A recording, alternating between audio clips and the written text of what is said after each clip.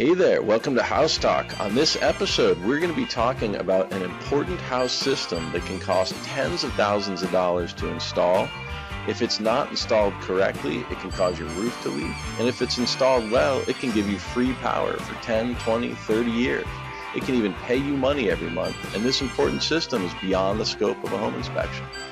I'm starting to see a lot more solar panels on residential construction now, and I want to know more about solar installations.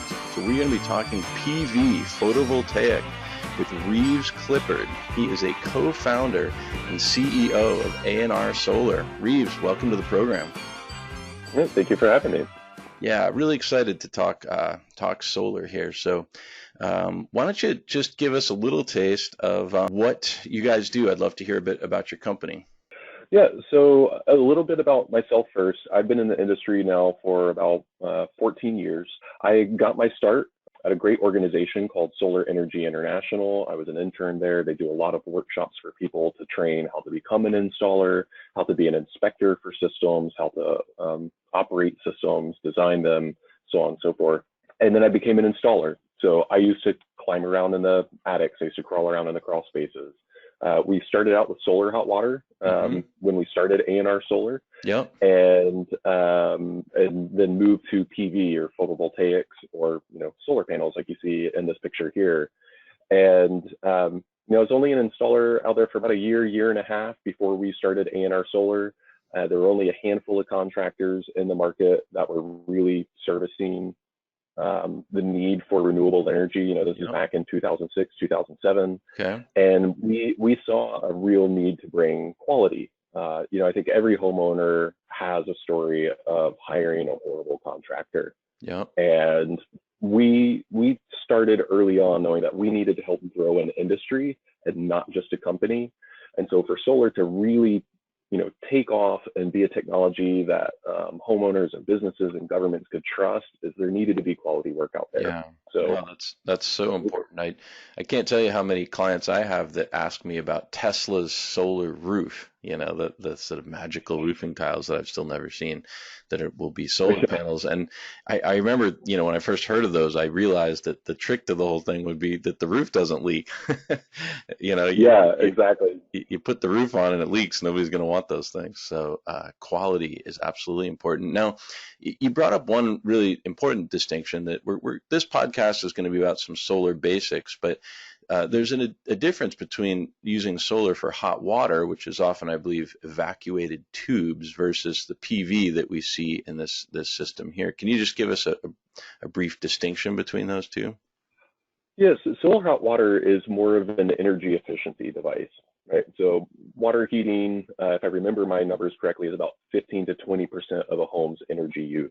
Mm-hmm. So solar hot water is going to there's usually a second solar hot water storage tank. Sometimes they're combined, but you're preheating the water that you would use in the house. So you're decreasing the amount that your electric or gas water heater would need to run. Mm-hmm. So just decreasing that load. Yep. Whereas with solar PV, you're generating electricity. Yep. So there's a lot more flexibility in usage. So, I've got a slide that explains this a little bit. Great. And just really quickly before we move on from about us, I told you a little bit about me. And so A&R Solar, just quickly, has been around for about 12 and a half years. Mm-hmm. I'm coming up on 13 here at the turn of the year. We are a regional contractor, so we work in Washington and Oregon, border to border in both states. The majority of our business is residential. So about 60% of our business right now is residential homeowners, like this home that you see on the screen now. Yep.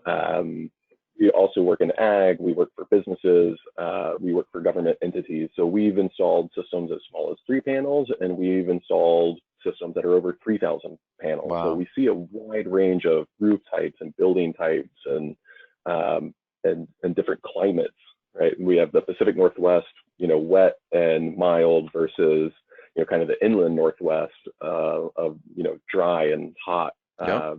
And solar and its installation techniques are really specific to where you're at. Oh, That's, I think, interesting. an important thing to know. So anytime you're out there doing research and you're trying to learn something, it's really important to understand what's the context of this installation. Are you reading articles where the author is based in Arizona or California, or is it, say Michigan or New York, or elsewhere in the world? So No, that's if you're fascinating. talking, It's just like house construction. I mean, it's you could put yeah, me in Florida and inspect a house and I'd be helpless. It's just right, all these things I don't know about, that they do there. Yeah. So yeah, yeah, regional. totally. And that's fascinating. So now do you guys within your own company, so residential, commercial, and I assume you have essentially engineers that design each project specifically depending on what the client's goals are for that project? Yeah, we actually don't employ too many engineers. Okay. The engineers that we do have aren't here as an engineering function. Okay. So we have a bunch of trusted partners that we use that are have a lot of specialization in solar. So we have an internal team that's trained for design and installation. They do all of our drawings, our permitting, um, production estimates and system design. And for residential, you usually don't need an engineer. These systems are becoming increasingly plug and play, and as long as you follow some best practices, it'll be a perfectly safe installation. Great. It's not Yeah. until you get larger stuff and crazier applications that you're going to need an engineer. Now that's interesting. I know, an example that springs to mind is deck construction, but we don't have Mhm. engineers design decks because we have a prescriptive guide. Do you guys have a sort of prescriptive installer's guide for things? Yeah, exactly. That's the best practices that I talk about. So Okay. there's yeah, the manufacturers will have a lot of installation guides that they've done, a lot of engineering to say, hey, so underneath these panels is a rail structure that you attach the modules to, and that rail then gets attached to the roof underneath. And well, what's the spacing of your attachments? Should it be 4 feet, 6 feet, 8 feet? And so by following these prescriptive guides, you can say, well, manufacturers installation instructions say that we need to be within 6, but within certain code. So like if we're installing down in Portland, they're going to have some prescriptive pathways that say, in fact, maybe you have to be in a 4 foot. Okay. Um, Yeah. or if we're working on a certain kind of structure like a pole barn and you're attaching to purlins, we might have to do some additional things. So those guidelines are out there. Any solid installer will have gone through that training and should have read the manufacturer's That's instructions. awesome. Is that something you could send me a link to or something, or maybe we can follow, like have a link to, is there a guide that we can all read? Yeah, absolutely. One of the best guides that we operate by, and I'll send you the link, is the Oregon Solar Specialty Energy Code. I'm going to have to remember that Yeah, one. sure. Yeah, but they've got a great prescriptive path that the city of Portland has put together. They've got a lot of old homes, they've got a lot of new homes, and they help you understand the span tables of the structure of the roof, and could it even hold solar if it's up there? So yeah, it's a great Fabulous. guide, great Yeah. start. Yeah. No, that's super helpful. And later in this conversation, we're going to be talking, seeing some slides of things that we could be looking for that might, as home inspectors, give us a clue that maybe people were not following these prescriptive Absolutely. guides. So Yeah. that's great. So anything else about your company you want to talk about, Reeves? No, let's jump Great. right into the Yeah. technology. Yeah. So why don't this is just a slide showing us some solar basics. Why don't you just give us a little tutorial on all this? Yeah. So one of the things that I love about the solar industry is on the surface, from the get-go, solar is really easy to understand. You have some panels that sit out in the sun with no moving parts. They generate electricity, which is first used in the house. And then if the house isn't using that electricity, it gets sent back out to the uh, greater grid. Mm-hmm. Um, and what's fun about it to me is that you then start to get to pull back the layers, and there's always something new to learn, some nuance.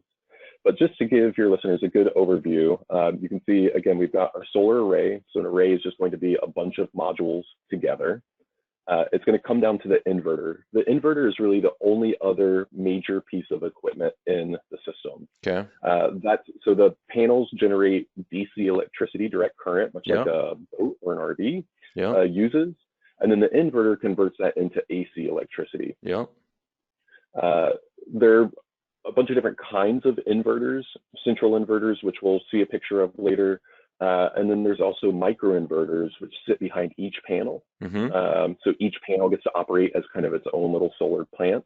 Okay. And it also keeps the gear up on the roof versus on the side of the house, which, as we'll see, you can start to end up with a lot of equipment on the side of your house. But, kind of following through this, we start at the panels, we go through the inverter, we come to the electrical panel, main service panel or fuse box, whatever you want to call it. And we just land on a breaker there. We're landing a breaker on the panel, and any electricity coming from the solar array is now going to backfeed into the house. So any loads that you have in the house at that point, say a light turns on or the fridge is running, that's now a solar powered appliance.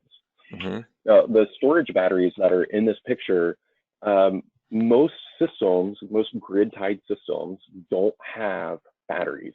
Now we've spent the last 12 years now, some really old systems will have batteries, kind of the old school off grid. They've got lead acid batteries in a homemade plywood box somewhere in a garage. And then there's new batteries, and we'll get more into storage here in a minute. That the new batteries, like the Tesla Powerwall and the LG has a bunch of people are coming out with products, are very slick, very modern, a lot more maintenance free. But for the last 12 years, we've been talking to people about how their solar does not have batteries, which means it's strictly grid tied. And in a power outage, what will happen is there's a life protection device built into the inverter that cannot be disabled. It's called anti-islanding. So essentially, if you lose power, your system's going to shut down and you're not going to have power in your home. And what that's doing is it's protecting the line workers. So if they're coming out into your neighborhood after a storm and they're expecting the lines to be de-energized, your system is not then pushing power back into the grid, causing that life safety issue. So can you go over that? It's basically an auto transfer switch that if the line load is disabled, it would disable the solar ability to backfeed the line load. Is that right? Yes and no. It's a good way to start thinking about it. It's a little more complex than that. The inverter needs to generate an AC sine wave. And it uses the grid to form that wave. So it does some wave matching to do that. And if the grid wave isn't there, the inverter can't generate its own wave, so it kind of shuts down. And what I want to make that distinction is there is a new generation of inverters coming out where there is an auto transfer switch that isolates the house from the grid in a power outage situation, and your solar array can provide some level of backup phenomenal production in the case of an outage, even without batteries. So wow, that's amazing. I mean, that's, to me, the cost. I live on an island where like half the houses I do have generators, and it sure would be nice to be able to just not have a generator and have solar instead. Yeah, exactly. And it's really nice. And so, you do need to have the sun shining in order to be able to, take advantage of that. But it's a really great way to add a lot of resiliency to a home where there was none before. And then, there is this vision of the future where you could, plug in your electric car into the home grid and have the batteries of the car acting as the batteries for the house and the solar charging everything. So pretty neat stuff happening out there. But we're not there yet. But now this newer inverters is currently available or about to come out, or where are we at? Yeah, there's some a little bit of both. So like the system on my house, I have essentially a manual transfer switch, and then I have a single outlet that allows me to power 15 amp load. So I can keep my fridge cold. And I could run some fans, some lights, some communication devices. That was developed in response to the tsunami in Japan that led to the Fukushima disaster. Because Japan has a lot of solar, and it all went down when the grid went down, and people didn't have the ability to make phone calls or listen to the radio. And so said, you know what, let's develop this technology that still allows some emergency resiliency. And then the newer technology takes it from that 15 amp outlet to the whole house, and it does like some really fancy kind of load matching and load balancing. Amazing. pretty cool stuff. That's And that's awesome. coming out, end of this year, early, 2020. Okay, great to know. Yeah. Let's see. Why don't you show us? Let's talk a little bit about property appreciation, because some of our clients are going to be interested in, is solar a good investment on my house? So you want to tell us a little bit about that? Yeah, absolutely. So there's a bunch of different reasons why people go solar. And they really kind of fall into two categories. One, they want to do something right by the world and it needs to make financial sense, or they'd like to make an investment and they'd like to make sure that they're investing their money in something that they believe in, by decreasing, their electricity usage, and depending on what grid they're on, decreasing fossil fuel usage. Yeah.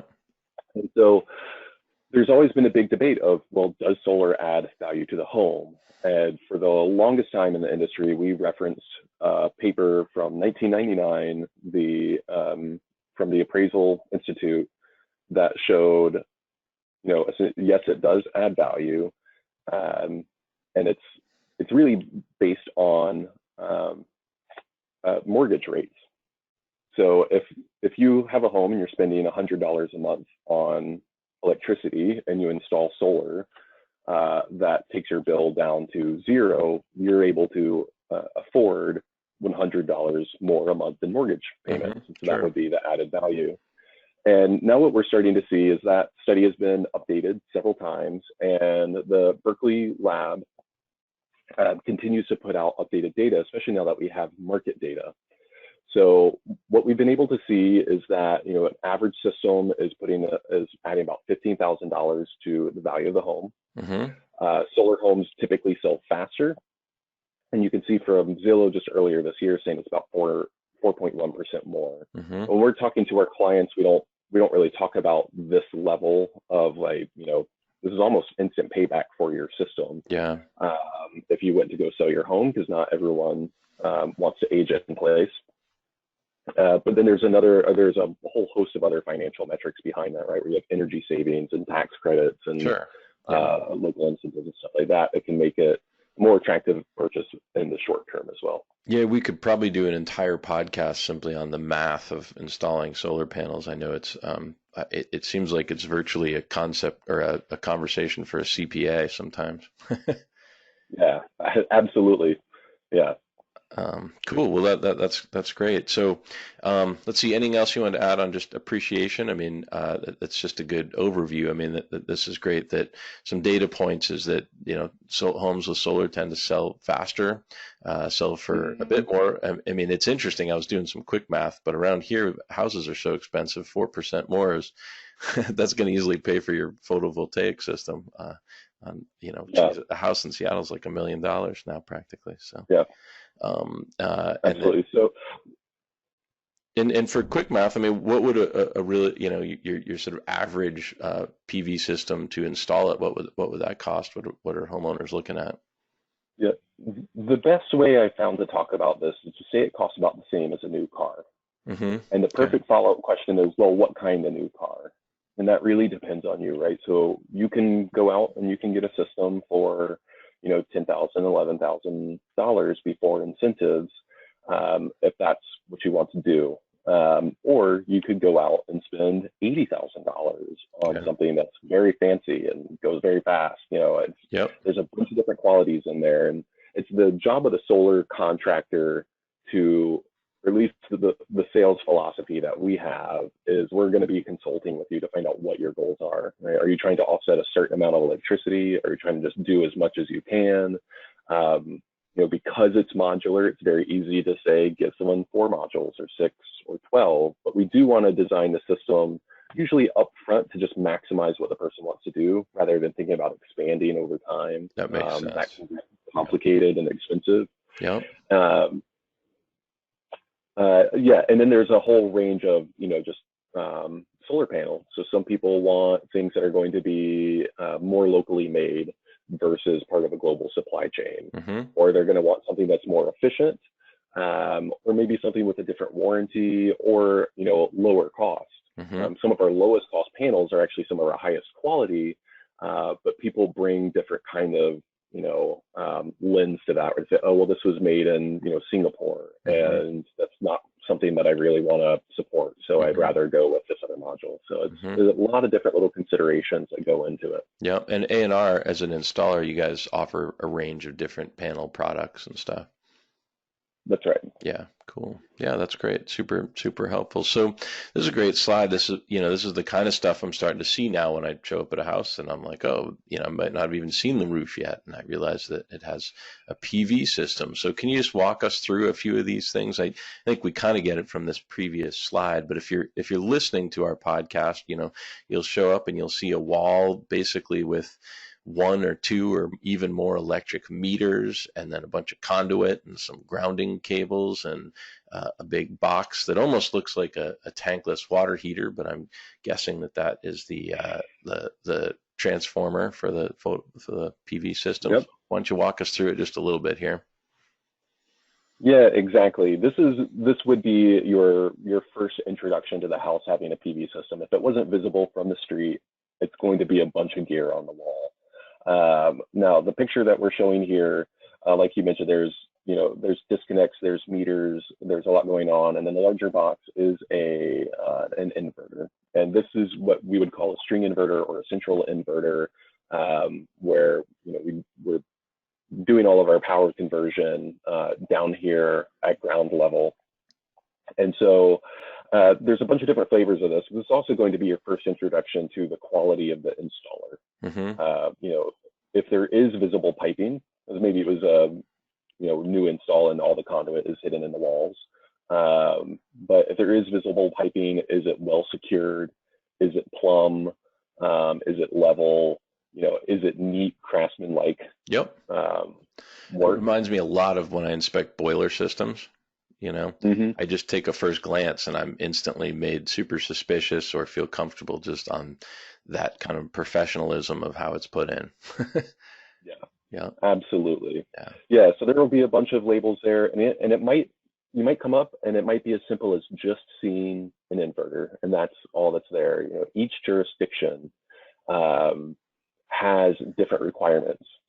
Okay. Right? The jurisdictions that affect us are going to be there's national electric code that each state adopts a different code cycle that Mm-hmm. might determine what is or isn't on the side of the house. Mm-hmm. There's going to be state level code. There might be county level code, utility requirements, and then just your local inspector might Mm-hmm. also have different requirements for what you see or you don't. So in this particular picture, we do have an additional external disconnect, just a big knife switch. Yep. So if you're not sure what needs to happen in an emergency situation, you can just go out and flip the switch and the system's Yeah. off. Yeah. Um, Is the labeling required, or is that just a regional specific thing? That I a love little the. bit of both. Yeah. Okay. Yeah. As a home There's a inspector, lot of labeling. I'm always so happy when things are labeled. It makes me feel good. So Yeah. that's great. But they're not always required, is what I hear. Yeah. For Yeah. the most part, everything, all the labels that you'll see for solar are going to be something required. And the National Electric Code and local code officials have kind of gone overboard to where there's so much labeling, it's hard to even know what's going on. Okay. Yeah. And we kind of lament because it affects the aesthetics, where you have all this beautiful work, and then you start putting up red stickers all over the Yeah. place. But it is important electrical information. There are some good warnings there. But I hope you're not in an emergency situation where you need to read all the fine print. Um, Yeah, no, but I appreciate the labeling, but I take your point. It can be a lot to read on some of these. So, yeah, yeah, yeah. yeah. So I guess one other thing that I wanted to point out in this picture that your listeners may or may not see is an additional meter. So everyone has a service meter on their house, which we then call a net meter because we're potentially spinning the meter forwards and backwards, Mm-hmm. generating credits for the customer. Mm-hmm. That will usually be a digital meter these days. Most utilities are going towards a digital meter, and then sometimes there's an additional meter that is dedicated just to the solar production. We had an incentive in Washington State. This used to be required in Oregon as well, to measure all the production of the system. Mm-hmm. It's a great piece of information for the homeowner because it's measuring all the production before it gets consumed in the house. Hmm. So you know how well your system is performing. And then it was also used as a device to apply for an incentive. You will probably see less and less of those. We have some customers that have 4 and 5 meters because there's batteries in the system and multiple PV arrays that have been installed Hmm. during different kinds of incentive programs. But we are driving towards simplicity as an Okay. industry. Yeah, it does seem sort of fun, if nothing else, to just capture the data of everything you're producing. I mean, that's an interesting data point. Cool. That's great. Anything else you want to tell us about this slide here? No, I don't think so. I mean, I guess for just coming in with an inspector's eyes, typically you're not going to want to see an inverter like this installed, say, on a southern wall where it's exposed to sunlight. Okay. It's not necessarily going to harm the inverter, but it's also not really recommended Hmm. by the inverter. It's going to Great. be more stress. It's potentially going to decrease the life. Other inspection things are, looking for, just bugs nesting. These inverters, some of them are passively cooled, some of them are actively cooled, where there's a fan and some heat fins, and are there a bunch of spiders nested in there, or other things that may be preventing the equipment from cooling itself? Great. Awesome. That's really good data. But these can be out, and is rain a factor with these? I mean, if they're taking a ton of weather? It's just fine. I say with the caveat that it just depends on how it's been installed. Hmm. So they're fine and wide. They're NEMA 3R rated. Some of them are NEMA 4. Some are 12X rated, depending on where you're at. Like if you're on a farm, you're obviously going to want something a little heftier. If you're around, say, livestock or something like that, Hmm. that can stand up to the ammonia in the air. Um, and then the manufacturer's instructions, installation instructions usually do say that it needs to be mounted upright, Hmm. but there are some that will allow for some level of tilt. So like on our commercial systems, a lot of ours are tilted down, but it's done in a way that again allows the water to say like move around the inverter and off the inverter rather Hmm. than in through the cooling and things like that. And I would think ideally you'd have a nice little roof overhang kind of protecting them so they're just not taking full sun and rain. Exactly. Yeah. Yeah. A lot of people will build, a little shade structure, a little piece of roofing or something like that. You typically don't want to enclose them in a tight space. There is some electrical code that you need 3 feet of clearance in front of it and some horizontal clearance. And if it gets built into a box, it's just not going to be able to cool itself. It's going to get Okay. really hot, and it could cause some issues over time. And that's specifically for the inverter, I assume. That's right. So you could even have a little, like, some of these meters could be inside of something, and you could have the inverter on the outside of a little, you know, storage shed type thing. Yeah, and we've even seen the inverters inside a storage shed, or they'll be often inside a garage, Okay. Yeah. um, somewhere like that, or on the inside of a carport. Meters usually there's utility code around where they're allowed to be, Yep. so you don't often see them concealed. Yep. No, that's great information. Cool. Let's talk a little bit about pricing. You've got some really interesting slides here about uh, electricity prices. This is Washington State, so for people listening nationally, these things are going to change state by state. But why don't you tell us a little bit about how electricity prices have been changing over the years? Yeah, this is one of the things, and for those that can't see it, since we've got four lines on a chart that are just steadily increasing over time. Hmm. And it's just utility costs to end customers. And they're just steadily going up. So this is a big Yep. reason why people go solar. It's we consider it future proofing.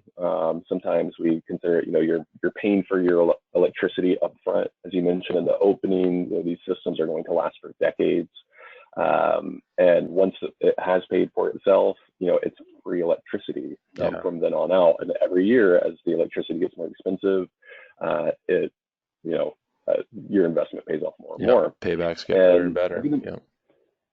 yeah, and it's also just a good a good data point for anyone thinking about buying solar, that you need to make sure that your installer is using solid data when it comes to estimating production and estimating offset. We've run into installers that say, electricity prices are increasing by 10% a year. So it looks like a fantastic investment to buy solar now. It's going to pay off in just 2 years. Yeah. Whereas, in our region, we usually see about 4.5% over the long term. And, people will manipulate the data by, say, just looking at one very narrow window of, pricing history to say, look at, Puget Sound Energy just increased by 13%. So let's use 13% for the next 40 years. Yeah. And that's just not, it's just not accurate. Yeah, sure. It's skewing the data. So that's a good question then. If you were a consumer and you're wanting it solar, like a roof or, a furnace, would you get 3 different estimates, or what do you recommend there for sort of if you're shopping as a consumer? Absolutely. Just like with any contractor that you're going to hire, you're going to want to do some research. Mm-hmm. So obviously, what are their online customer reviews? Look for the bad reviews and how the company has responded to bad reviews. Mm-hmm. Make sure that the bad reviews, what are they? Like if you look at our poor reviews, it's when we've told people, no, you should not buy solar. Mm-hmm. It won't make sense for you for any number of reasons, and people don't like hearing no. Mm-hmm. What organizations do they belong to? So do they belong to a local installers organization that has a code of ethics? Do they talk about their own code of ethics? What is their experience in the area? There are a lot of people, as incentives come and go, and we've had them here in Washington, where they are incentive chasers. Mm-hmm. So when an incentive is good, they will move in a crew and open a business, and they will slam out a couple hundred systems. And then the second the incentive disappears, they're gone. Yeah. Never to be heard. Our service department got a call yesterday from someone that, the installer was presenting a 10-year warranty, and they were very excited, and they bought, and that business was only around for 12 months. Yeah. So that 10-year warranty means nothing. So, how closely tied are they to the local community? There are national installers, and you might have some peace of mind to think, oh, well, I'll be serviced by, someone that has a very broad reach. Mm-hmm. But what we've found is it's typically the local and the regional folks that are involved in their community, that are working on the local industry. They're going to have more staying power. And we have a very friendly industry. There's a lot of friendly competition. So if something goes wrong, like, we're going to go out and we're going to support our competitor. Mm-hmm. If something's going wrong with their system. That's great. Yeah. Versus somebody's more fly by night. So yeah, get multiple quotes. Go with your gut. If it sounds too good to be true, it probably is. Yep, and probably a great data point of just trying to find, like any good contractor, you want the guy that's been doing it for a while, that you feel like they're going to be around and they've got the experience. So that makes a ton of sense. Yeah, that's great. Yeah, and ask them about their mistakes. We've always found that it's not the contract. No contractor is able to make go through a project without making mistakes. They're going to make mistakes. The mark of a good contractor is, how do they respond to mistakes? Yep. Are they communicating? Are they fixing it? Or are they just passing blame around? Mm-hmm. So checking references, driving by existing systems, and talking to existing customers is great idea. That's great advice. Awesome. Hey, I just brought up the next slide, and for those of you listening, this is pretty amazing. So we got a house sort of split in two. And on the left side, we got 2010, $6 per watt. And then 2018, so 8 years later, the cost per watt is basically half. Is that accurate? That's incredible. Yeah, this is great. This is one of our early customers. She's amazing. Came back to us 8 years later to expand her system and try and get her home to as close to net zero as she could. Having an electric car in the mix increased her usage.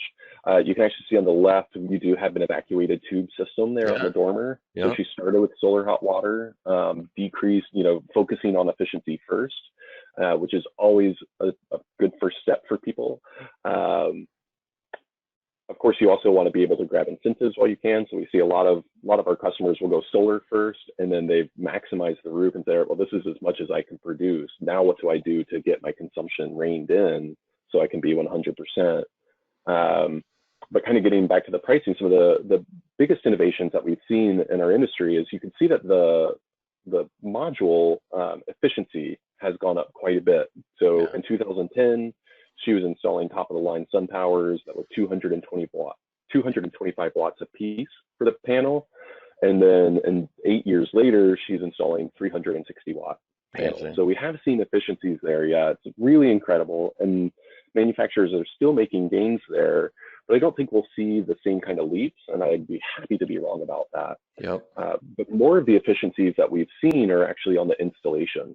So more standardization of parts, fewer parts on the roof, so faster labor. Great. And then just the price of the modules coming down, just tremendously as the industry comes to scale. So that's great. Much more cost effective, less incentives are needed. Incentives are going away rather than new incentives being added for the most part. So those cost efficiencies are great. But as incentives go away with these efficiencies and that are coming online, we're starting to not need the incentives so much. Is that accurate? Yeah, exactly. Yeah. So we have been able to install without incentives many times. It's just going to depend on the customer and what are their metrics. What's going to be important for you for how well this needs to perform financially or from some other subjective sense. But yeah, more frequently we're definitely seeing people being able to move forward without incentives, which is phenomenal. Yeah, and that's the ultimate goal of the incentives, right? To kind of get you there so that eventually it takes off on its own. Exactly. You mentioned a really important thing that's probably great for home inspectors in particular with giving advice to people. But I used to do a bunch of energy audits and build energy models and stuff. And I think you had a slogan that I almost heard come out that was efficiency first. And I know lots of people want the bling of the solar panel, but I would imagine still, basic energy efficiency things can probably get you the biggest bang for your buck still in your house for energy savings. Yeah, absolutely. I mean, anyone who worked in home performance or is still working in home performance knows that, when you first get started, you go and say, I'm going to give you, this great energy audit and the top 10 list of things that you can do. And after you've done 5 homes, you realize that the top 10 list stays the same for every home. That's right. And so those things are still there. And what we found is our customers, you're right, there's a bling to solar panels. Like I cannot tell you how awesome it is to drive up into my driveway and my panels are right there in front of the driveway when I pull up, how good it feels to see those. And it's something that I can point to. It's something that when I'm working in the garden, my neighbors stop to talk to me about it. You can point at it. But what you can't do is say, having a dinner party and say, check out the insulation in my walls. Doesn't this feel great? Yeah. Like, whatever. Yeah. But those my house is so airtight, you wouldn't believe it. Yeah. Can you just feel the level of comfort in here? People just don't quite get it. That's right. And it's important that people really do go after the efficiency first. And we've done some partnerships in the past where we have home performance come in and do the efficiency first. So instead of say needing an 8 kW system to get yourself to 100%, renewable on-site generation, is now that you've done the efficiency measures, maybe you only need a 4 kilowatt system or a 5 kilowatt system. And so you can really save some of that investment. And then the reality of the situation is people really want to see some of the bling. They want to do it. As I mentioned, incentives are going away faster than they're being created. So a lot of times you need to get into the incentive program for solar, and it acts like a good benchmark. And so, my personal story is, my wife does not work in the energy industry. And she knew it was important to me to be efficient and to, turn off lights and, run our house a little bit cooler. But it wasn't until we got the solar and she saw, our neighborhood ranking on energy usage go from 140 down to first place. Cool. Suddenly she was bought in. She was like, okay, we're turning on these lights. We're only running, these loads at these times. And it just became much more exciting. It's very engaging to see how you're producing and consuming. We were talking about the meter as an important data point for understanding production. Mm-hmm. Most systems now do come with a monitoring system, so you can see how you're producing under certain weather conditions, or just day to day. And the system that I have for my house also has a consumption meter. Yep. So I can see what we're using at the time, and I can even go down to certain circuits and say, this is how much hot water we're using, or how much our washer dryer is contributing to our home usage. Well, and that's a really interesting sort of psychological point that the bling can help sort of engage this fun, make conservation more palpable and enjoyable, because you actually can, these metrics, and you're kind of more aware of the power you're using when you're generating it on your house. Yeah, totally. Yeah. No, that's great. Great stuff. Cool. So let's pivot just a minute here. You want to talk a little bit? We alluded to it earlier, but I've inspected a fair number of houses with solar systems in some commercial buildings, and I've only seen one, and it was one of these old Jimmy Carter era things that wasn't even working, and it had all these like dead batteries around and stuff. But I don't see the battery system. So I think we all know why storage is a good idea, and I think I kind of know why we don't see the batteries. It's probably an efficiency and a cost thing. But when am I going to see more battery storage systems, and what's going on with that? Yeah, you're going to be seeing a lot more coming up right now. So in our first 10 years of business, we maybe installed 4 or 5 battery systems. Like I said, they're these kind of Jimmy Carter era, systems with lead acid batteries that may have come out of old golf carts, and require a lot of maintenance, and it's a lot of cost and a short lifespan. Those older systems, you might need to replace the batteries every 5 to 7 years if you maintained them well. And we live in an area, for the most part, that has a really stable grid. When I lose power, it's for a few hours, a day at most. It's more of a fun event for my family than it is a life crisis. But here in the Northwest, we also think about wildfires, and everyone's thinking about when is the big one going to hit. Yeah, absolutely. So really why we're seeing people adopt batteries now is for resiliency, right? They're thinking about these natural disaster events. They want to be more resilient. They are afraid for these, kind of afraid for larger disaster events that might take them out for longer, right? So some of our early customers on new battery technology now are people that work for FEMA, labor and industries, where they're in the disaster relief business, and they know where resources are going to go. And then one of the next exciting things that happen, especially if any of your listeners are out of the Northwest region, is batteries can add a lot more services to your home than just emergency backup, right? So if I'm in Seattle, they're essentially replacing a generator for me, where it's silent and I don't have to worry about fuel security. I can charge them with my solar, and I could potentially run my house or some critical loads indefinitely in the case of an outage. And is that here now? I mean, I get clients all the time that are asking about installing generator systems, and a nice 15, 20 kW or even a 10 kW generator propane generator, $10,000 or more. So boy, to be able to put that towards something that's actually making you money every day makes a ton of sense. So can I be referring people to you right now in the Northwest for instead of a generator, you should look at a solar system? They can certainly do that. There are some trade-offs there, right? The generator is going to be really powerful, and it's going to be able to take care of quite a bit. Whereas the batteries, you're going to have to stack several of them together to get that same kind of power from them. But then you do get to remove that fuel, right? So if the electricity grid goes down, like, is the gas grid going to be up as well, allowing you to use one of these, permanently placed generators? And there are systems that are robust enough, depending on the user. We have customers that have a generator and the batteries in the solar. So if the sun is shining, they're able to charge the batteries, or maybe use the generator to charge the batteries, and then you can run silently for a number of hours.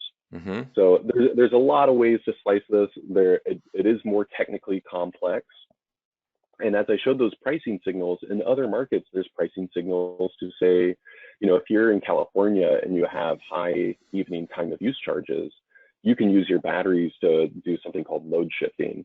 So you can charge up your batteries with your solar when your electricity is cheap, and then you can discharge your batteries in the evening to keep yourself out of those higher value tiers. Cool. Yeah. Commercial customers can decrease their demand charges. There's some really neat stuff. So it kind of comes into future proofing, where there's not a big economic case to be made for having batteries now, but there will be more of that. Well, and we're, pick your spot with forest fires, with the hurricanes taking out whole islands. I think this is exciting stuff where we're probably needing to pivot away from these central distribution systems to the microgrid, right? Yeah, absolutely. Yeah, so a lot of resiliency happening there. And so are the battery systems now coming along to where they're starting to be more cost effective, more reliable? We're getting away from these old lead acid batteries. Is that where we're trending? Yeah, absolutely. So, the cost has come down tremendously. So the metric that we use for cost in thinking about the battery market is cost per kilowatt hour. And, just a few years ago, it used to be about $1,000 a kilowatt hour. And now we're seeing installations done around $250 to $500 a kilowatt hour. Wow.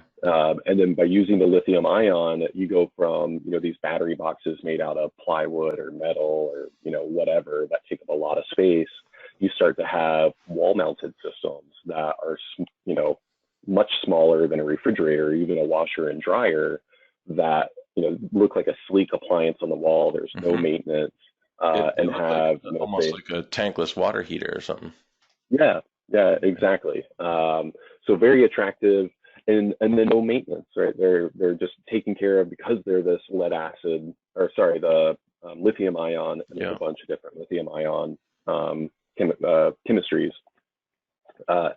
You're not having to go in there to say like water your batteries or check the specific gravity of the acid in there. Or, you're not having to do that. It's all taken care of. It's very hands off. Wonderful.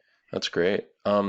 It kind of, this brings me to I was at a home inspection conference once, and I had a home inspector telling me, he really scoffed at solar, and it was an interesting conversation. He said that the energy payback of solar panels, and this was just a couple years ago, he said it was 30 years or more that more energy goes into making a solar panel than you'll ever get out of it in 30 years. And so that he thought these were just these sort of crazy things that people did. And it was, a sort of shocking conversation. So I went and looked at the Department of Energy's website and found some really interesting articles. And even in the UK, where the sun never even shines, I think the paybacks were like 8 to 10 years. And so, but I mean, tell me a little bit about service life and embodied energy. Do you have some stuff we could chat about there real quick? Yeah, absolutely. The embodied energy question is a really interesting one. And we've even seen here in the Northwest, where we've got a lot of hydro, the embodied energy payback less than, 6-8 years, down in the 2 to 4 year range. So there's a lot of great studies out there. There's a lot of really bad studies out there. And some of the good ones are going to be more of your meta studies, where someone went through and reviewed the methodology, reviewed the assumptions, and then we're able to draw their own conclusions. And so depending on where you're at, say you're in Ohio, where there's still a lot of coal and natural gas on the grid, you might have embodied payback in less than 6 months. Wow. Okay. And again, here where we've got mostly hydro, you're still looking at just a couple of years. And then when you get into service life, the panels have no moving parts. Yeah. So as long as they were well manufactured and they're well maintained, which, is maybe a cleaning, it's more about maintaining underneath the array and the other components, that, these systems might have a 30 to 40 year life. Some of the first solar cells ever produced back in 1953 are still operational. Amazing. Yeah. Cool. Yeah. Sort of like those old light bulbs that, I think there's an Edison light bulb somewhere, like a firehouse in Boston or something, that still works. That's pretty cool. Awesome. Cool. No, that's great stuff to know. Mhm. And so we've kind of gone over some of this as sort of why Oh yeah. storage. hmm Or Yeah, that, and we can move on. yeah, It's for right now. It's mostly resilience, and at least in our markets. And then, of course, we're getting into more self-consumption and rate arbitrage is called when you're kind of shifting when you're consuming yep, electricity. yeah, no, Yeah. good stuff there. So let's, we'll kind of close out on some quality issues. This is some great stuff for home inspectors of, even though there's a lot of systems that are beyond the scope of a home inspection, a well or a septic system or irrigation. So, but as a home inspector, I feel like people want to at least have some kind of a professional opinion. I disclaim these systems that I'm not inspecting them, but I can't ignore them either. I think it's really important to have a look at these things. So I'd love to know some red flags I should look for that really should make me concerned, and maybe my client should really get someone out to kind of inspect this system. Yeah, and I'll do my best here to describe what's going on the screen for those that are just listening without the visuals.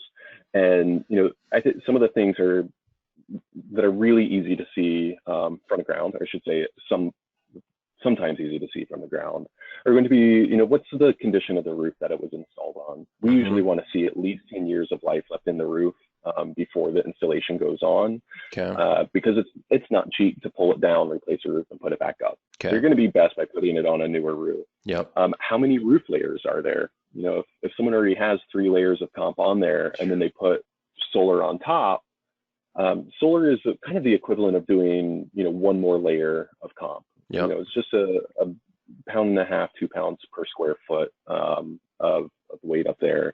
And so if someone hasn't paid attention to the roofing, that's going to be an issue, or maybe you're putting too much weight up there, or just, you might be running into some issues with water intrusion. Mm-hmm. And, with the image that we have here, we have conduit running all over the roof. Luckily this installer did use, the correct flashings to Mm-hmm. secure the conduit to the roof, but it's only about a half inch off the roof. So you potentially have a debris dam That's situation. right. Yeah. A bunch of leaves or needles are getting caught there, which can also happen underneath an array. That's Mm-hmm. something to look at. If you can peek underneath the array and if you see wires drooping, that's a bad sign. Oh, If good. wires are touching the roof, that's a really bad sign, because as they move and kind of wind and whatever, they're abrading on the roof, and that's Mm-hmm. a potential fire hazard. Okay, great. Uh, Yeah, yeah. You but could get shorting and stuff, sure. Um, yeah, and what I mean, particularly in the Pacific Northwest, with all the fir needles, probably just looking for mhm. organic debris buildup around solar installations is pretty important. Yeah, absolutely. Hmm. Because it's just going to create that dam that's going to allow water to intrude back up under the shingles, and that's Yep. not going to be good. Yeah. Not to mention that, conduit everywhere just doesn't really look great. So when you're Yep. thinking about like, oh, this could increase the value of my home, well, how good does it look? Hmm. Yeah. You might think it's beautiful because you've made this investment and you like it, but do your neighbors like it? Would a Yep. potential buyer like it? And if you're Um, listening here, we're looking at a picture that's it's pretty clearly amateur with just conduit running willy-nilly on a roof into a roof jack box, and it just doesn't give you a lot of warm fuzzies. It also looks like it's on no, two layers of comp. That roof's got a lot of waviness in it. So it sure does. yeah, pretty quickly throwing up some red flags about that installation. Yeah. Mhm. Um, Yeah, let's go on to the next picture and we'll see what we find here. yeah. So this is one where we have an array that is pushed to every edge of the roof space. It's right at the edge. You can see that the trim around the roof is really old. Mhm. The paint has fallen off. It's probably rotten. It does make me concerned for the condition of the roof. And then because this array has come straight to the edge and is all the way up at the ridge, you have to wonder, like, how is this system going to be serviced? Mhm. You know, there are some codes that demand that there is a certain access pathway around the roof. It's not always required. Without seeing the rest of the array, it's kind of hard to know, could someone get in there and clean this or service it if needed? Yep, great. Another thing that springs to mind, if you're listening to this picture, I mean, we're looking at a gable end of a house that really needs a paint job. It always concerns me when people have spent so much money on this bling when the hard part in my experience is that most houses have some amount of deferred maintenance that are more important as far as just literally maintaining the house. And we're certainly getting a hint of that with this picture. Right. Yeah, cool. And yeah. All right. So we've moved on to another picture. There's a solar array up on a big, almost looks like a shed roof. This is funny. Yeah. This is funny. This is one where you mentioned like, well, maybe I've got a garage, a spot for a garage. I want to build a garage, and it looks like someone built a roof specifically for the solar. The roof is Hmm. a little bit bigger than the rest of the structure, and the thing to know is it's a really beautiful array. It's just edge to edge. Um, Looks like it's somewhat integrated with the design, except again, how are they going to service this? Although at least this is a one-story roof, so potentially you could service just from a ladder. Yeah. But the big thing to notice is in this particular picture are the attach points, the legs that are attaching to the rail that are coming out past the end of the array. So for me, that's always a sign that the installer didn't quite know what they were doing. Interesting. Typically, you can feel those supports underneath the array, and there's a amount of cantilever that the rails are allowed to have. Okay. Even more importantly, you can see they are attached into the fascia board, Yeah. Yeah. which is non-structural. Yeah. And so you're now having this decorative piece of wood provide some level of support for the array, and Yeah. not being able to see what else is under the array, those points are going to get a lot of force on them as wind tries to pick up the array off the roof. Yeah. And that's just, yeah, that's No, this is a great slide, and if it's interesting. Something stood out to me as being weird about it, but if you're looking at it at the very edge of the panel on the rake end of the roof, you're looking at all the supports, and you don't usually see those, and I assume that's because the sort of brackets are meant to be able to cantilever enough, so you don't have to look at the braces right at the edge of the roof. exactly. Yeah. And that's another visual thing that you might see is where someone overdid a cantilever, where they didn't want to put in the time or effort or money for materials to get the one more support that they're needed. Mm-hmm. So you might have the end panels kind of drooping a little bit. Ooh, okay. Tells Yeah. me that that there's not enough support under there. And if you want to get really technical in there, the attach points should be staggered over rafters. Yeah. So you shouldn't have an entire line of feet attaching to a single rafter. You're putting a lot of stress on that one rafter, those point loads. And so you want to try and stagger them. So there's kind of more of a lattice pattern of attach points rather than just rows. Yeah, and maybe would it be a good idea inspecting to just, if you can, like shine a light down and just see if there's any deflection in the roof or anything? Yeah, the deflection of the roof isn't going to matter as much, right? When we're installing on some homes, sometimes you see a lot of deflection in the roof. Mm-hmm. If you're going to shine a light down, it's really looking for those things. Like it has a squirrel built a nest under there. Okay. Are you seeing, vermin damage and debris fields, or drooping wires are again a big one. Great. That's going to be a little more important, or a span between those attach points that's greater than 6 feet. Okay. Once you get to 8 feet, the point loads that you're putting down on those structural members are pretty incredible. So the standard would be either 4 or 6 feet. Yeah, 4 or 6 feet, and sometimes as short as 2, depending. If you're in a high snow area, you might, typically you're going to have 2 rails that the module mounts to, Mm-hmm. and in a high snow area, you might have 3 or 4 on 2-foot centers. Wow. Yeah. Okay. Yeah. Amazing. Great. Yeah. This is just great information. Okay, so we moved on to another slide. We're looking at a sort of house from a distance here. This system's up on almost maybe a 3-story house. It looks pretty high up in the air. What's going on with this one? Yeah, so what you'll see with this array is that it's an east-west facing roof structure, and what someone has done is tilted up the array to point to the south, Mm-hmm. trying to maximize their production. And the problem is, it looks like a satellite crash into this person's house. So this comes back to the aesthetics. Like, if you want to add value to your house, it better look good with the house. Yeah. And to me, this is just aesthetically ugly, Yeah. not necessary. A lot of racking manufacturers have removed their warranty coverage for doing a rooftop tilt like this, just because the stress, their racking was never manufactured to accept those kinds of, or I shouldn't say manufactured, but engineered to accept those kinds of stresses. Okay. And then the engineering that goes into understanding the wind loads attached to these, just it's complex. And not something that a residential installer would typically know how to do. So what we would say is even east or west, like when we were looking at the slide earlier of our customer that expanded her system after 8 years, leave them flat. You can actually, if they put these modules flat as opposed to tilted up, you can actually fit in an extra row of modules, and you might even have higher production than you would by tilting them up. And then you don't have this aesthetic and structural concern. That's just a great thing for us to be able to look for. So any sort of pivoted system that's tilting towards the south is probably not necessarily well thought out or designed. That's great. Yeah, I didn't realize that.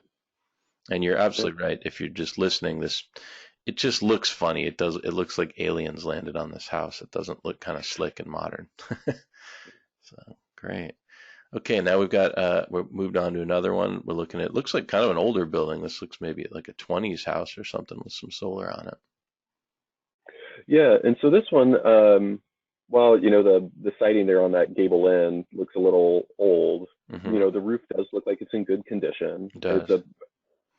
It's a nicely laid out array, but what you'll see is this octopus between. So we have kind of a larger array off to the, let's see, I think that would be the east, and then a smaller array to the west, and then, and they're kind of working around this skylight. And over the skylight, we've got, 3 different pieces of conduit coming up to, some box that's attached to rail and it's exposed. And I just think there's probably some better ways that you could have achieved that aesthetically, concealing that box underneath the top array, using a different box entirely. There's obviously not an attic that they could work in here, because I do see, air conditioning and what looks to be kind of a half room up there that skylight is serving. So they may have been restricted in how creative they could do. But again, it's not great to have that exposed conduit. And then what I want to call out is just some attention to detail on the smaller array that's over to the west, is the tail ends of that rail coming out. Yeah, that was just totally bugging me looking at it. Yeah, you can see that on the larger array, they've gone to the trouble to just saw off those tail ends at the end of the installation, and it looks nice, neat, clean, craftsmanship there. And then this other array is kind of an afterthought. And why haven't they cut off those tail ends? To me, that's something that we look at instantly, where it's like, that's a really small, easy detail to just tidy up your work. And if they're not doing that, then what else has happened? So that's a really great time to peek under the array, see if things are drooping, check out some other systems associated with it. This is so helpful, Reeves. It's just great. One of my alternative definitions of a home inspection is it's a series of observations that tell me how worried I should be about what I don't know. Yeah, that's great. And so, you're giving me all these things I love that I can look for that, send up some red flags for me about what I might not know about the system. Yeah. And to that end, if you're a home inspector and you see a system, or you're a home buyer and you kind of have some concerns, can we call your company? Is there like a trade group where we could look for, solar installers that we could refer out to kind of inspect the system? Absolutely. You can certainly reach out to us. There's also in Washington, there's the Solar Installers of Washington, which is our local trade association. In Oregon, we have the Oregon Solar Energy Industries Association, OSEA. Okay. There's Solar Washington and Solar Oregon as well. SEA is a national organization. Oftentimes there's a state level underneath them. California recently left the SEA organization. It's now called CALSA, California Solar and Storage Association. And so, you can reach out to those members. And kind of coming back to what you're saying about, a series of observations. If you have a chance to look at the array up close and take a look at the hardware that they're using to secure the modules to the racking and the racking to the feet, as if they all look like they're part of an integrated package, that's good. If it looks like they went down to the true value and are Mm. grabbing whatever piece of angle or bolt or whatever they could find that can help secure it down, that's another red I flag. love that. Yeah, that's one of my ones on plumbing is if I see the barcodes on everything, I think there's a much higher chance that it's like somebody went to Home Depot to pick up the plumbing rather than getting it from the plumbing wholesale place where the plumbers buy their stuff, you know. Oh yeah, that's a good one. Yeah, that's good. No, great stuff. And this is an important topic if you're a home inspector. Probably getting to know a quality solar installer in your region where you can, you can still disclaim these systems and say they're beyond the scope, but still make some keen visual observations about them and recommend that they have somebody look at this incredibly important system that can be such an asset to a building when installed correctly and can cause some problems or even be safety issues if not done correctly. So I think there's a plenty of room to disclaim it and still be doing your job and being able to help your clients with their purchase decision. So great stuff there. That was awesome, Reeves. Why don't you tell us a little about this? This was a project I believe you guys did. Why don't you Mhm. tell us about this a little bit? Yeah, so for the listeners, we're just looking at a picture of a community that has, a couple dozen homes and some multifamily attached, and every building has solar on it. In fact, this is a outdated picture where there's even more solar out there now, and it's on Bainbridge Island in Washington, just across the bay from Seattle. And it was a community that intentionally said, we are going to decrease our impact as much as possible on the plans. They're kind of doing a one planet model for development. Mm-hmm. And so we have solar on every single home. It's a really incredible project to be a part of. And there are several that are now, you know, modeling themselves after this, where we're making sure that solar isn't an option in buying a home. It's on there from the beginning. And I've inspected some of these on resale, and a huge thing that the sellers can that they'll disclose their energy bill and be like, yeah, my energy bills, some months I think I saw sometimes it was like $5 a month, Yeah. that they're using almost no energy. I think at the end of the year they actually get rebate checks and stuff. So Mm-hmm. for resale, it's really an advantage compared to a lot of other costs of living. Your Yeah. average house on the island, if it's all electric, you could have a $300 a month energy bill in the wintertime.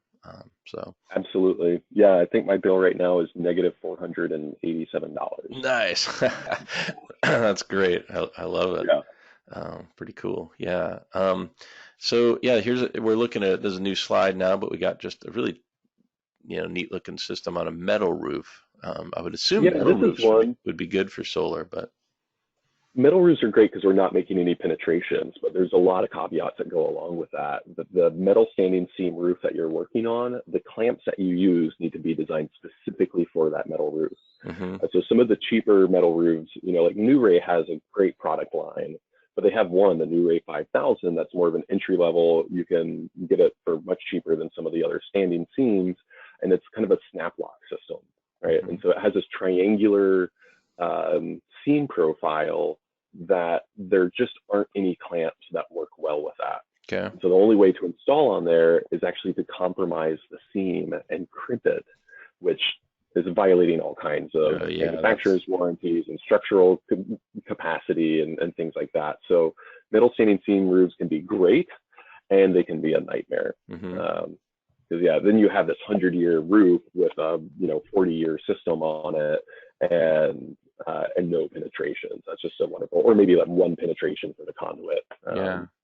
Now, years ago, I saw some kind of film that they boasted that you could just literally, like, it was almost like magnetic, I think, and you could lay it between the seams in a standing seam roof. Are those available? Are those any good? That they seem like they maybe weren't very efficient panels, but yeah, they're much less efficient. Those laminates they actually glued on, which is an issue because you've got maybe like a 20, 30-year. Those had a kind of less lifespan. One of the framed modules, but you've got it on a 100-year roof. Yeah. And so you can't like unglue it. You're going to have to replace the roof. And then efficiency wise, And most solar panels, conventional solar panels that we're using now are, 18, 19% efficient, whereas those laminates are maybe 6% efficient. Okay. Yeah. So So, here in so the really, Northwest, where we want to maximize production, you really want to aim for efficiency. yeah. So if you're designing a system, you really want to design the components that are designed to clip to the roof, so that it's a package. Exactly. And if you're inspecting Yeah. it, you're probably looking for any kind of weird modifications, penetrations into the roof that look Right. dodgy. Exactly. One thing I do see in this picture is that it looks like there's some kind of a penetration coming through that's got one of those sort of Mhm. neoprene gaskets around it. And Exactly. there's probably at least one or two of those that's inevitable, and that's kind of a normal penetration in a metal roof that I never like. But it's, Mhm. plumbing vents, or that would be how you see tons of plumbing vents done. So I assume we can have a couple penetrations in that way. That's pretty normal.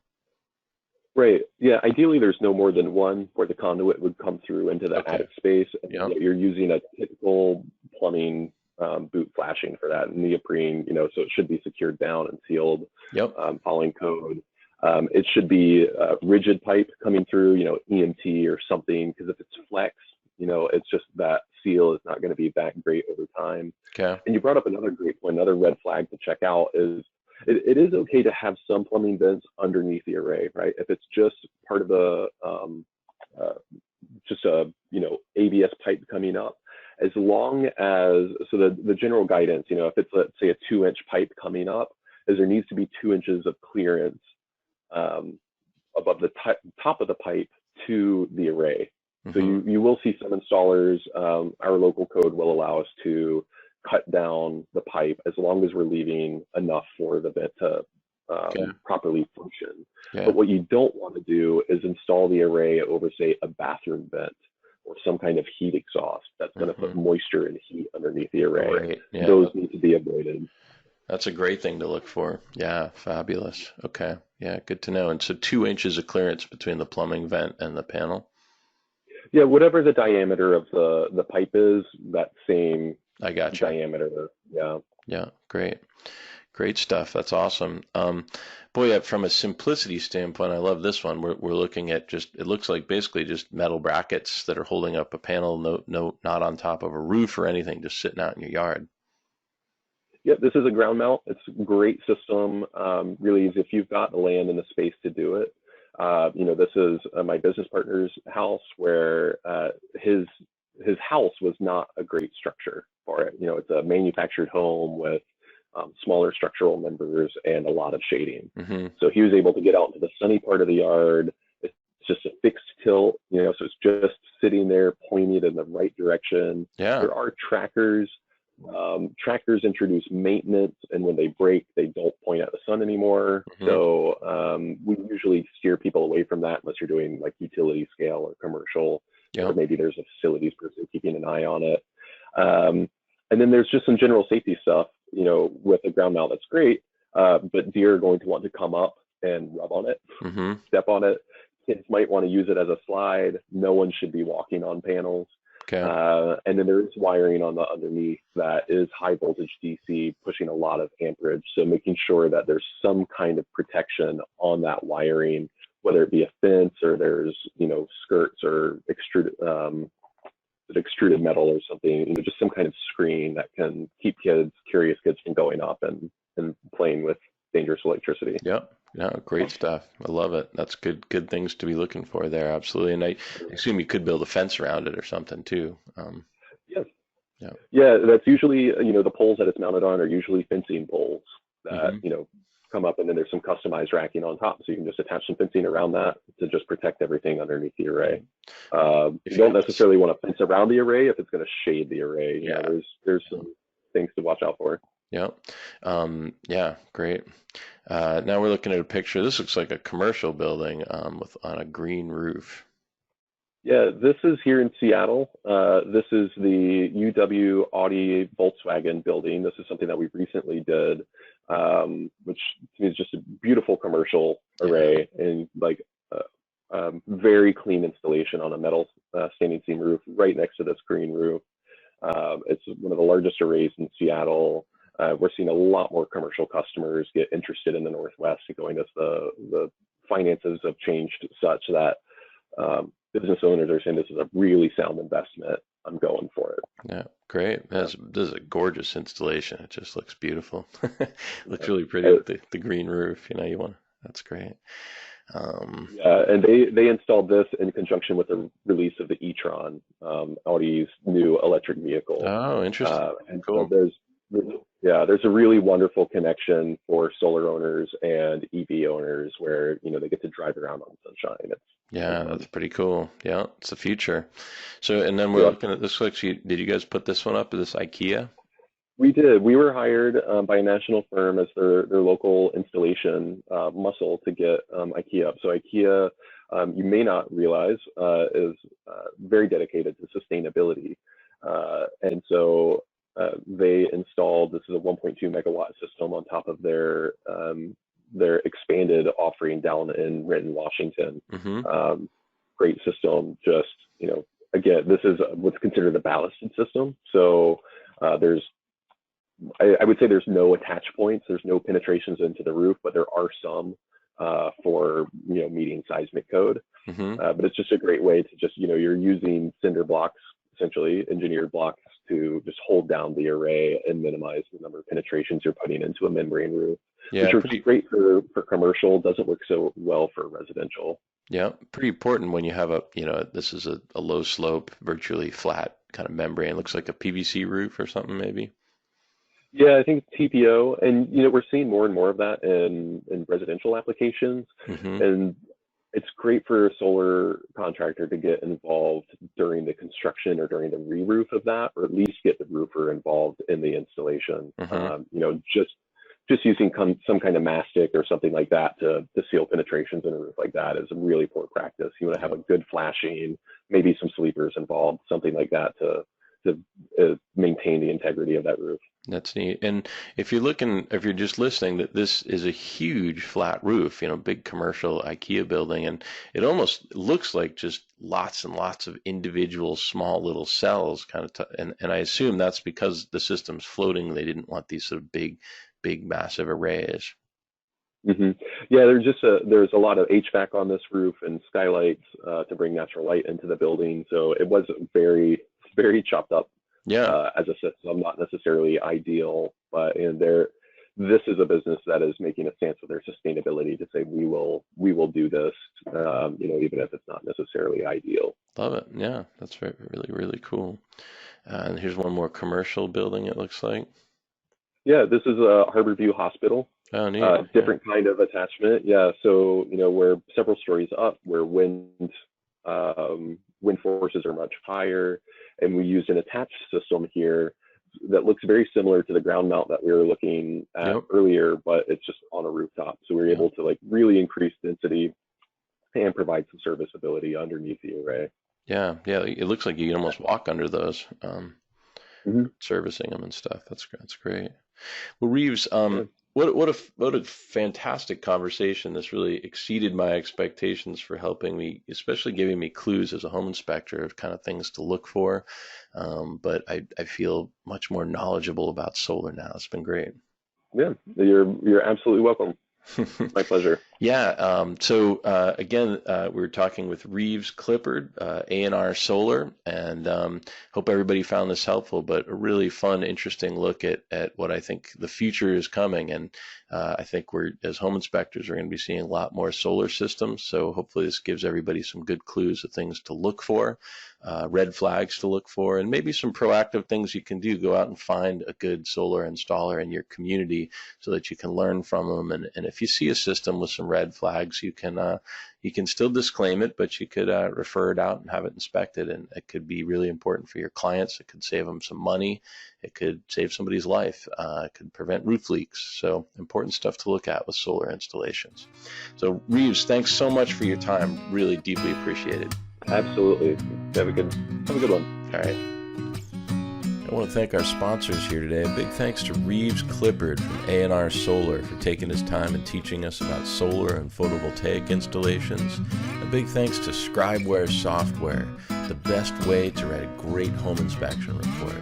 And thanks to the Confident House Hunter, a phenomenal resource for helping home buyers and realtors get out in front of the home inspection. We'll see you guys next time. Thanks.